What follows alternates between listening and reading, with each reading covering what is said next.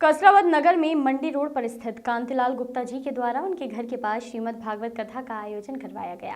उनके परिवार के सदस्य एकत्रित हुए। सभी श्रोताओं ने मास्क पहने एवं सोशल डिस्टेंसिंग का पालन करते हुए परिवार के सदस्यों ने भागवत कथा का आनंद लिया। श्रीमद् भागवत कथा का श्रवण ही मानव जीवन के उद्धार की सीढ़ी है। शर्त सिर्फ इतनी है कि श्रोता की श्रद्धा कितनी गहरी है। परिवार के सदस्य द्वारा प्रवचन सुनकर मन को एक नए और सकारात्मक विचार प्राप्त हुए। मैंने आपको बताया था 3 कन्याएं थी। बड़ी पुत्री देवहूति माता, जिनका विवाह कर्दम ऋषि के संग में हुआ। दूसरी कन्या आपूति, जिनका विवाह रुचि प्रजापति के संग में हुआ।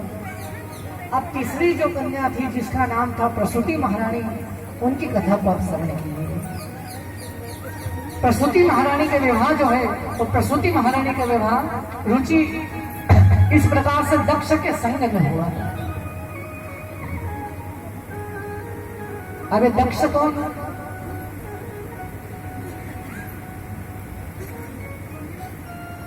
मैंने दूसरे दिन कथा में आपको बताया था कि दक्ष कौन?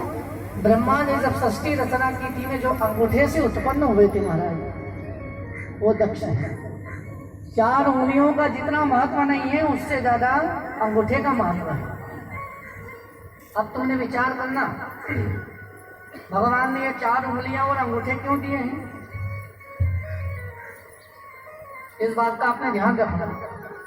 भगवान ने मानव शरीर का निर्माण किया है, तो कैसे किया है? विचार करो। एक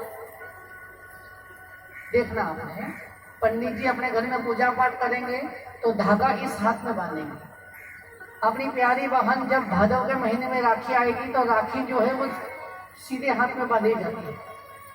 भादव के महीने में अनंत चतुर्दशी जब अपन मनाते हैं, अनंत भगवान का धागा वो भी सीधे हाथ में बांधते हैं।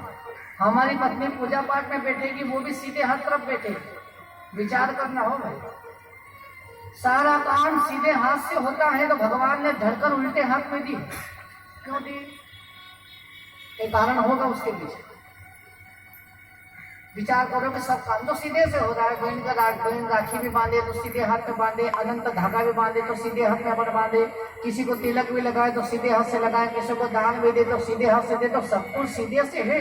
तो भगवान ने प्राण धड़कन जो है वो उल्टे हाथ में क्यों दी? ये सती चरित्र बड़ा प्यारा है। नारी धर्म पति देव न दूजा, करहु सदा शंकर पद पूजा। नारी का धर्म क्या है? भगवान। वॉइस ऑफ राइट्स के लिए कसरावद से जाकिर खान की रिपोर्ट।